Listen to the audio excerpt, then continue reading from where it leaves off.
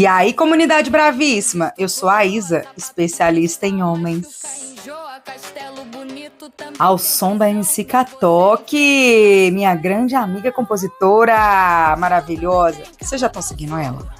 É MC Catoque com C no início e K no final, tá? Mas tá aí marcada na descrição do episódio. Segue ela nas redes.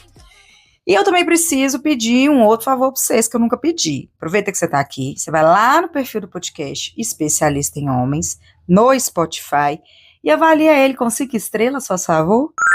Eu tenho 26 avaliações, eu quero chegar na semana que vem com 50, tá bom, meu povo? Vai lá! E lembrando vocês que para fazer parte da comunidade bravíssima e garantir a continuidade desse podcast, é só você entrar na nossa campanha de financiamento coletivo.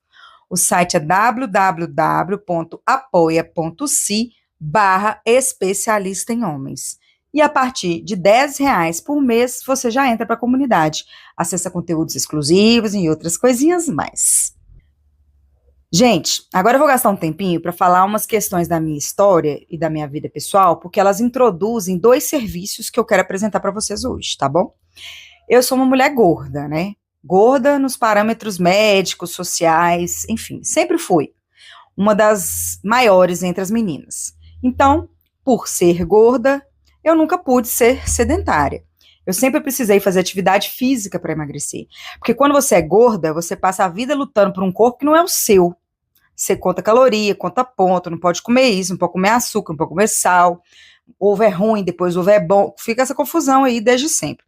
Enfim, eu sempre tive que fazer atividade física. E eu era a única entre as minhas amigas, que eram sedentárias, comiam mal, mas eram magras. Então, a atividade física para elas entra mais tarde, em outro contexto. Então, quando todo mundo fica aí fazendo faltinha na academia, eu morro de antipatia, porque para mim, a educação física, a atividade física sempre veio de uma forma muito violenta, que não era num foco na saúde, e sim por causa da gordofobia. Mas aí, 12 anos atrás, eu comecei a sofrer com dores crônicas na lombar, causada por discopatia degenerativa e protusões discais na minha coluna lombar toda. E também hérnia de disco. Inclusive, eu já operei de hérnia de disco, tá? Depois de 3 anos enlouquecendo com dor, eu tomei providência, não comentei com ninguém, fui atrás dos médicos e decidi que eu ia operar, porque todo mundo fica desestimulando, eu decidi e foi ótimo na época. Mas a minha condição, ela é uma condição, né? Eu tô sujeita a ter mais hérnias e isso pode acontecer outras vezes. Então, a minha condição me obriga a fazer atividade física, ou então eu não levanto da cama. É a atividade física que controla meu quadro. Se eu descuido, a minha musculatura fica fraca, e aí eu entro em crise aguda, incapacitante, né? E aí é quando a loma bruxona se torna uma importante parte da minha vida. A Loma Isidoro é uma profissional de educação física fenomenal. Ela tirou a atividade física da lógica do emagrecimento e fez isso entrar na minha vida de um jeito leve e possível. Eu não tenho nunca um projeto verão, sabe, que vai acabar em algum momento. Não, eu tenho que malhar para sempre, cotidiana e ininterruptamente. E só a Aloma consegue me manter comprometida com a atividade física. Nós já malhamos de várias formas diferentes. Hoje nós fazemos virtualmente 3 vezes por semana, 30 minutos. E no meu ritmo, a atividade vai avançando. Na paz de quem não tem um projeto verão, mas sim um projeto de vida com qualidade. O meu ritmo inclui muita reclamação, porque eu malho sim, mas malho reclamando. Porque reclamar é político, tá? E a Loma suporta tudo. Além de se tornar uma das minhas grandes amigas, porque além de tudo a Mona é debochada pra caralho. Aí o compromisso de malhar vem junto com o de fofocar, né? E eu sou muito comprometida com a fofoca. E aí treinar acaba acontecendo. Então, se você tem dificuldade de se comprometer com a atividade física, chama a Aloma no Instagram e vai ser feliz.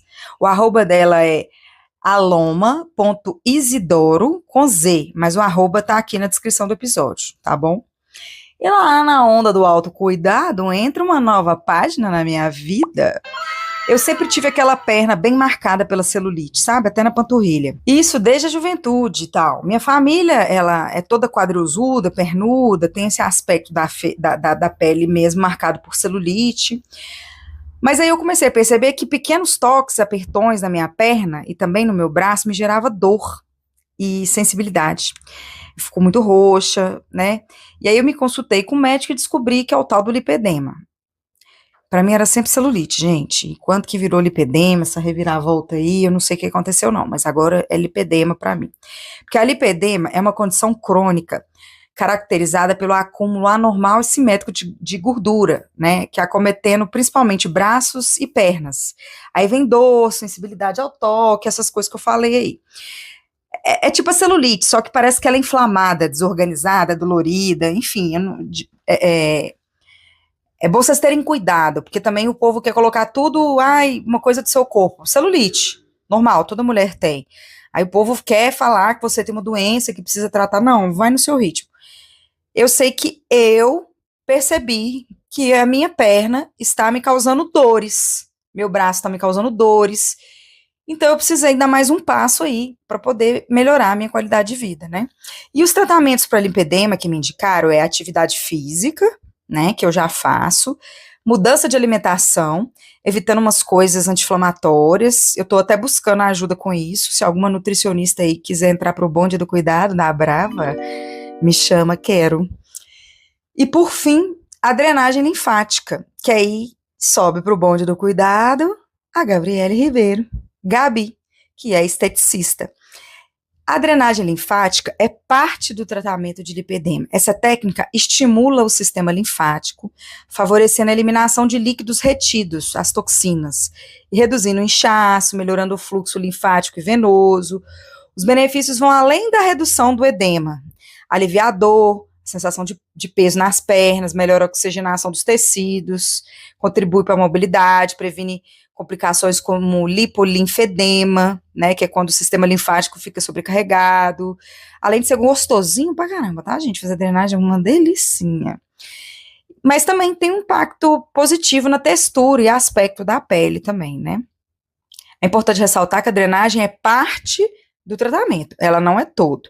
Então fica aí a dica, chama a Gabi no Instagram, o arroba dela é Gabi_Aesthetic, com TH e C mudo no final, também tá aqui na descrição do episódio. E é isso, galera, o que eu vou vivendo aqui na vida, minha rede de cuidados e serviços, que eu acho importante de compartilhar com vocês, eu vou estar colocando aqui, porque eu acho importante que a gente se cuide, entendeu? E pra gente ser cuidado, a gente tem que ser cuidado por pessoas que estão na mesma energia que a gente tá, que estão nos mesmos princípios, mesmos propósitos. Então, a Loma e Gabi, com certeza, vão fazer o melhor por você aí, se vocês estiverem precisando desse serviço. Fechou? E agora partiu para a história da família Ferreira, tradicionalíssima família Ferreira. E o nome da nossa brava da vez é a Rafaela, que é nosso ouvinte. E depois, né, de começar a ouvir o podcast, ela teve aquele momento de epifania. Ela percebeu que o machismo não era um problema lá de fora. Ele tinha mala, endereço e sobrenome que lhe era muito familiar, Ferreira.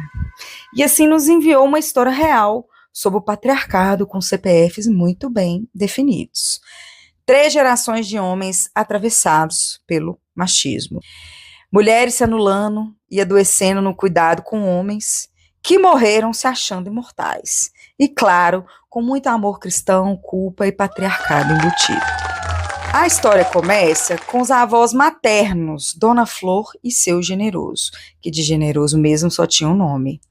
Ambos nasceram lá na década de 30, se casaram nos moldes padrões da década de 50 e tiveram 13 filhos, 3 homens e 10 mulheres. Eram pobres e viveram a vida inteira num bairro periférico da capital, bem perto do que hoje seria favela, né? A maior revolta do senhor generoso, o tal patriarca, era ter tido 10 filhas. Desde que elas eram crianças, ele se referia a elas como muezeiro e piranhada da Dona Flor. Algumas fraquejadas de um verdadeiro poeta misógino de calça social e suspensório. Não era novidade que a Dona Flor e as tias da Rafa cresceram se odiando, né? Competindo umas com as outras, rejeitando tudo que era feminino, em razão desse machismo enraizado que sempre viveram e aprenderam dentro de casa. E piorava, porque ainda tinha a merda da religião cristã para tentar justificar tudo de ruim que a família praticava, né? Dona Flor não bastava ser submissa aos homens dentro de casa, se converteu à religião de Testemunho de Jeová, para arrumar mais um macho para ela baixar a cabeça, né? E é essa Carolinha aí, de Deus, impunha essa doutrina religiosa super rígida a todos os filhos, homens e mulheres daquela casa. Como era esperado de todo patriarca machão na época, seu generoso frequentava bordéis, traía Dona Flor por toda a vizinhança e de quebra já transmitiu IST para ela, mas estava tudo certo, porque ela tinha Deus, aí ela se curava de tudo. Alguma novidade aí sobre casamentos monogâmicos que você conhece? Hã? Pois é, né? Monogamia, para ele, era só para ela, entendeu? Ele podia ser piranha, mas ok. E também, né, como todo patriarca machão da sua época, também nunca cuidou da saúde. E faleceu relativamente jovem, aos 68 anos, após infartos, derrames e diversas complicações relacionadas ao diabetes, incluindo a amputação das 2 pernas. E quem cuidou desse macho a vida inteira? Hã? Sem perna, com perna, 3 pernas, 4 pernas, quem que cuidou? As monas do puteiro? Os amigos? Foi não. A otara da esposinha traída e as fraquejadas das filhas. Essas que ele odiava tanto, que sempre destratou, entendeu? Foram elas que cuidaram desse sujeito. Aí, né, quando o senhor generoso faleceu, as bombas começaram a estourar naquela família. As tias caçulas da Rafaela, porque eram 10 mulheres, né, finalmente tiveram coragem para contar para o resto da família que elas haviam sido abusadas sexualmente por ele durante a infância. Tá bom pra você? Mas o patriarcado só funciona porque as mulheres também têm seu papel fundamental, não é mesmo? O que seria de uma tradicional família brasileira se não fosse uma mamãe para educar tudo errado e aceitar tudo que papai faz? Ao invés de acolher as denúncias, essas mulheres sofreram com a desconfiança das irmãs, porque as irmãs mais velhas não acreditavam nas mais novas e ficavam culpando essas irmãs, pois elas tinham sido as únicas das 10, né? Então, ao que parece, deve ser mentira. Porque sou generoso, um cara tão horroroso com tudo, com tanto traidor, fazia tanta coisa ruim, mas ele não ia abusar das próprias filhas, né? Então, a culpa, portanto, era das meninas. Mas então, esse é o macho generoso. E vamos agora apresentar os machos que saíram do saco dele e os estragos que esses machos fizeram com a própria vida, porque era macho demais.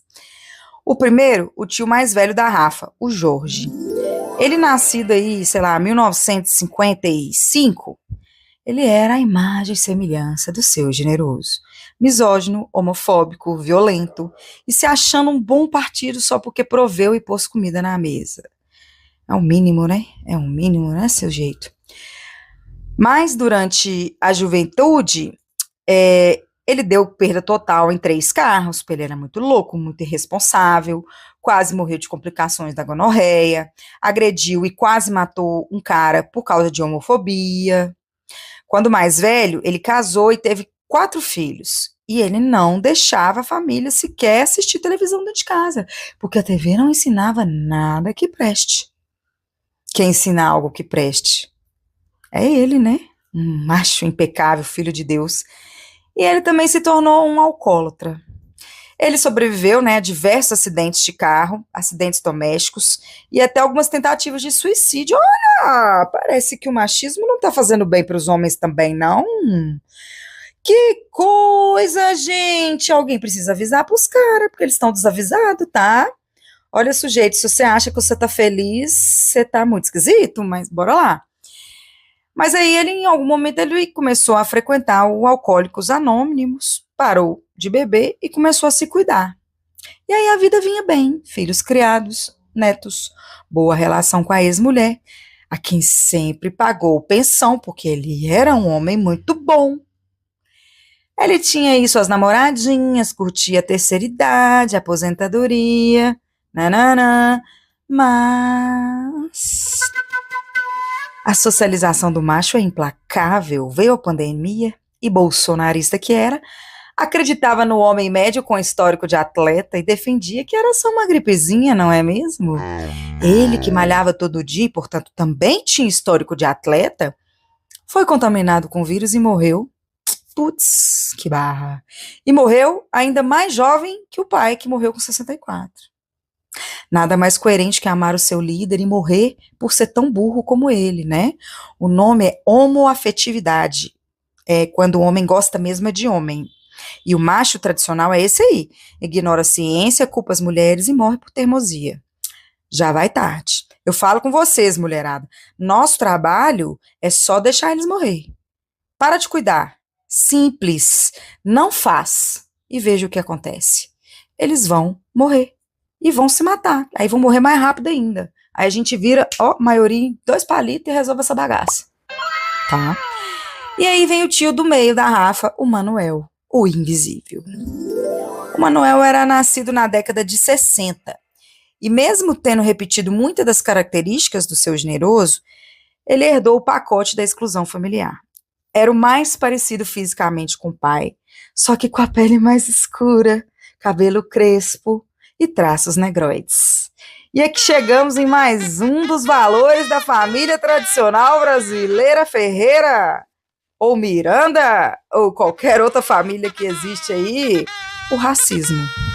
Por ser negro e também ter algumas dificuldades de aprendizado, ele nunca conseguiu de fato se integrar à família. Ele sofreu muito racismo, além de violência física e psicológica, dentro da própria casa. E ele era marginalizado pelos próprios irmãos, pelos pais. Ô, gente, não é por nada não. Vocês realmente acreditam que família é coisa boa na sua vida? Vamos pensar, vamos vem cá, conversa comigo. Será que vocês são boba desse tanto? E até hoje vocês estão sofrendo violência dentro de casa por achar que família é importante, que deve permanecer unida? Se matando, mas tem que ficar unida? Bom, eu sugiro que você corra para as montanhas assim que você tiver condição de sair de casa. Família é fábrica de trauma.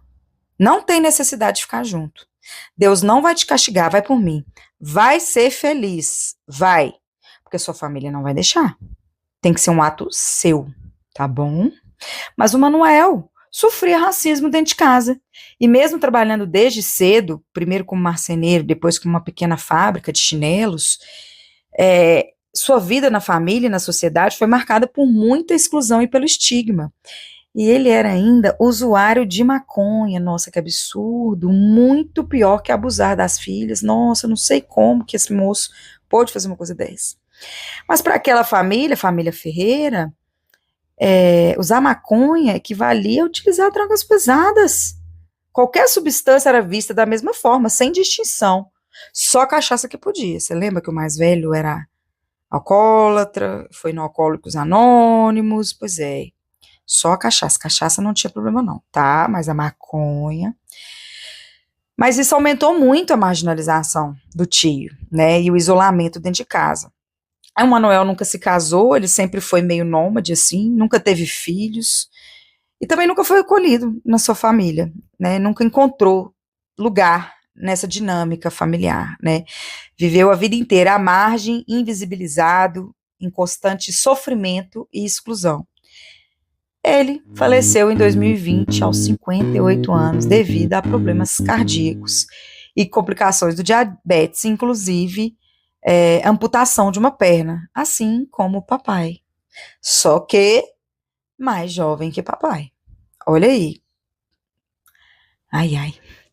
E o terceiro tio da Rafa, o abençoado caçulo Henrique, Henriquinho bonitinho.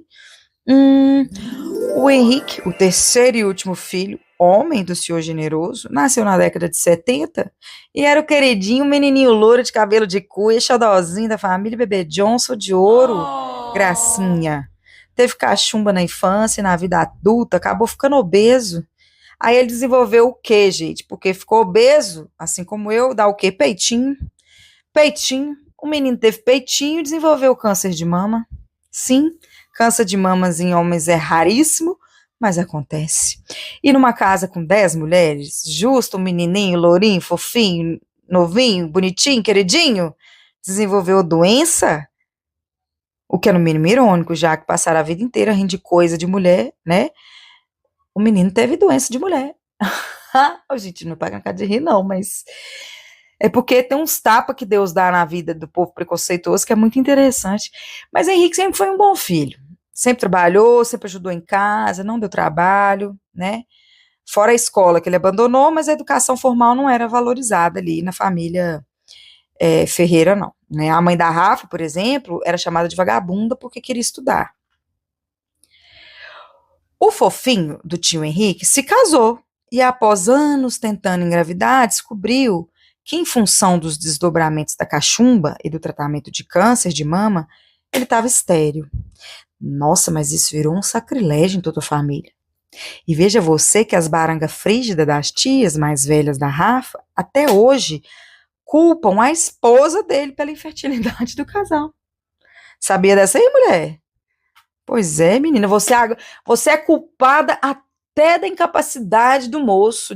Amiga, se você não descobrir que você é culpada de tudo, se você ainda não percebeu que a culpa é sempre sua, você não tá vivendo nesse mundo.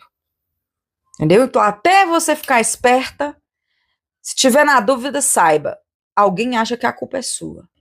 Aí o dia que você começar a botar sua boca no trombone e tomar conta da sua existência, da sua autonomia, se botar no mundo, falar um nãozão pra geral, aí para de ser sua culpa. Mas até isso acontecer, você, senhora, é culpada pela infertilidade do seu marido, tá? E eu tenho que concordar, gente, olha, ele queria um filho, né? Então eu acho assim, como é responsabilidade da mulher, eu acho que ela tinha que ter dado umas puladas de cerca, entendeu? Engravidado, realizado o sonho do querido Henriquinho, né? Mentira.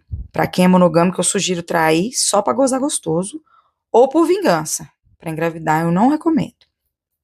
Mas na família Ferreira, alternativas como doação de sangue ou adoção nem eram consideradas. Filho só é filho de verdade se for biológico, se tiver o sangue do papai. Sangue é o que importa, dizia uma família onde o sangue sempre foi o da mulher, né? Estancando o machismo dos outros. Mas enfim. E vamos falar um pouco aqui, né? Falamos dos 3 filhos do Senhor Generoso e vamos falar aqui um pouco aqui das fraquejadas do Senhor Generoso.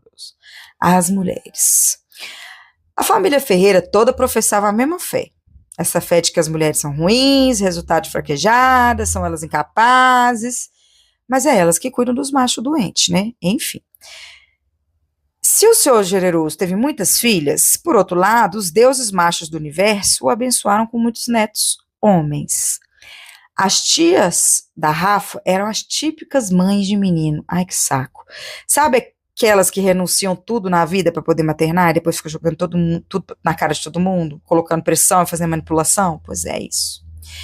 E hoje elas acham que nenhuma mulher é tão boa para os seus filhinhos, nenhuma mulher. Aquelas sogras que vocês já conhecem por aí, pois é, o filhinho delas é sempre um alecrim dourado. E você, mulherada, cuidado para não casar com uns homens desse, tá? Você use o parâmetro sogra e sogro antes de decidir se casar com o sujeito. Eu nunca tive sogro, porque homem geralmente não é pai, né? Então, mas sogra eu tive, algumas, já que mulher não pode abandonar o barco do cuidado.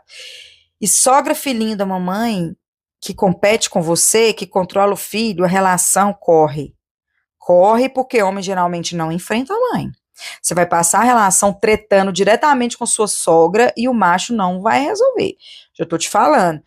Se você quer entrar, você é adulta. Mas 7 das 10 tias da Rafa foram mães solo. Se fuderam sozinhas no cuidado, normal.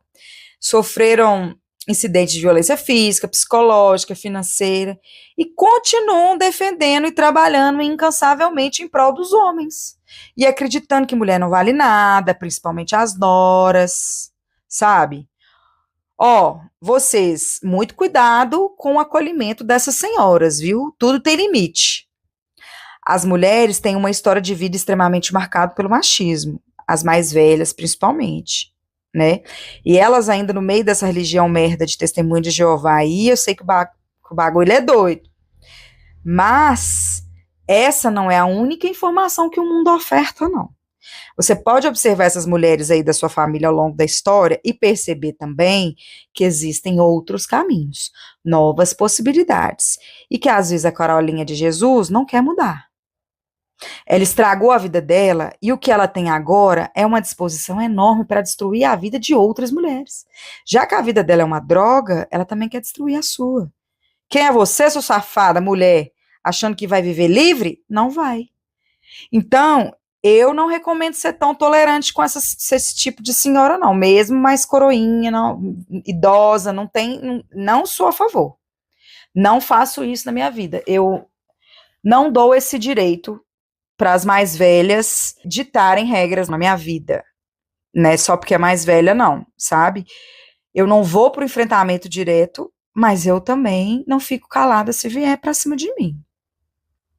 Minha experiência me mostra que pouquíssimas dessas mulheres, dessa geração aí de, vamos pôr, 50, 60, que é mais ou menos aí a geração da minha mãe, pouquíssimas delas são só desavisadas, desinformadas, entendeu? E ficar colocando elas no colo, colocando no colo mulheres que têm atitudes machistas, eu discordo. Conheço várias mulheres dessa geração que romperam com isso tudo, aprenderam coisas novas. A minha mãe é um caso clássico. Minha mãe hoje faz parte da nossa coletiva feminista. Mas tem muitas que não, que preferem a ignorância. Eu recomendo todo mundo enfiar o dedo no olho, só constranger, expor o podre da família, entendeu? É isso. Então, se, por exemplo, você tá ali no seu Natal, tá, o povo solta uma coisa, fulano é viado, que absurdo, aí você vira interessante, porque o vô generoso era um galinha que, inclusive, abusava das filhas. O que será que seu Deus pensa disso? Será que isso é menos grave do que dar o cu? O que o senhor pensa sobre isso? Vamos refletir. Então, assim, joga mesmo, gente, essa é a minha recomendação. E aqui nós chegamos na terceira geração de machos, os primos da Rafa. Eu vou dar apenas a história de um primo, tá, gente? Porque não tem como contar a história de todo mundo. Daria uma temporada só com a família Ferreira. Ou com a minha família. Ou com a família de todo mundo aí. Um dos primos da Rafa, por exemplo, estava noivo. De uma moça ótima, linda, bem educada, querida. Ela trabalhava em uma multinacional e ele tinha acabado de passar no concurso da Polícia Militar. É lógico, uma família sem um polícia não é nenhuma família, né? O apartamento dele estava até comprado para o casamento. Aí essa moça ganhou um intercâmbio de 2 meses da empresa que ela trabalhava para poder estudar inglês no exterior. Ó que chique. Ela é muito linda, maravilhosa, esperta, inteligente. Foi pro intercâmbio. Quando ela voltou, eles terminaram. Aí a família, muito chocada, começou a especular sobre o motivo do término. E cravou, essa daí sempre foi narizinho em pé, né? Aposto que conheceu um gringo e largou o pobre, coitado do meu filhinho. Meu filhinho não, do meu sobrinhozinho bonitinho. E o primo ficou caladinho, sem falar nada sobre o motivo do término. Se vitimizando, pobre homem. Até que essa moça, que gostava muito da tia, da Rafa, né, que é a ex-sogra dela, chamou ela para conversar e jogou a merda no ventilador, coisa que eu amo, gente. Me chamem para os barracos assim de coisa de família, de quem vai denunciar o quê. Não, me chama, amo. O motivo do término, qual era? O primo não tinha só traído a menina, né? A menina descobriu que ele já tinha era uma filha de 1 ano. Fruto de um relacionamento com o quê? Com uma mulher casada. E aí o marido, também traído, não quis abrir mão da paternidade socioafetiva da criança. E hoje a menina tem 2 pais na certidão de nascimento. E uma mãe, nossa senhora. O pai biológico e o pai socioafetivo. Esse fato dela ter 2 pais foi muito escandaloso na família dela. Como assim 2 pais? Patriarca é um só. E o primo continua sendo o orgulho da família. Policial militar, evangélico, com adesivo de Deus, pátria e família no carro. Com sorte ainda recebe um amém no grupo da família. É isso, gente. É isso. E agora nós vamos para a história bônus da tia Rosana e suas tragédias, que você só vai saber se você assinar o podcast. Vai ser conteúdo exclusivo. Preciso de chantagem e ameaça em dia, para ver se vocês fazem alguma coisa que eu peço, entendeu? Mas a minha comunidade lindíssima já vai ter acesso agora a essa história. Então, se você quiser saber qual é a história da tia Rosana, você vai lá na campanha de financiamento coletivo e começa a me apoiar com valores a partir de R$10 por mês. Mas vamos combinar que dá para investir uns 30, né? Vamos lá. A Dilma dobrou a meta, nós podemos triplicar a meta. Vai lá no site www.apoia.se apoia.se/especialista em homens e entra para a nossa campanha de financiamento coletivo. Garanta a continuidade dessa fofoca qualificada. Você que é assinante, eu sempre mando os episódios para você, né? No privadinho. Aí, se você quiser ouvir a história bônus, só você me responder que eu encaminho, tá bom? Comunidade bravíssima, sua linda, linda, maravilhosa. Minhas 44 mulheres e 10 homens. Amo vocês. Ô, gente, o machismo é herança genética? Não. É herança social. E como toda herança, passa de geração para geração, até alguém decidir quebrar o ciclo. A Rafaela começou o processo, né, de ruptura contando a história da família dela. Então, se essa história te atravessou, te fez rir de nervoso ou lembrar da sua própria árvore genealógica, regada a machismo e café coado pela avó, na beira de um fogão a lenha, ajuda a gente a continuar contando essas histórias. Nosso podcast não vive só de vento. Até o patriarcado teve investimento pesado e a gente quer o mesmo. Nosso e-mail é especialistaemhomens@gmail.com. Você acha que manda um sorrisinho pra te agradar? Me alimentem de histórias e saiba, a brava é gulosa. Ai, ai, ai, ai. Acha que sou sua babá? Nãozão. Quer que eu sirva o jantar? Nãozão. Rede enchendo o saco? Nãozão. Bela recatada e do lar? Nãozão. Agora é simples, sem confusão. Se vem com papo torto, leva um nãozão. Cansei de sim, agora é nãozão. Meu nariz, minha opinião.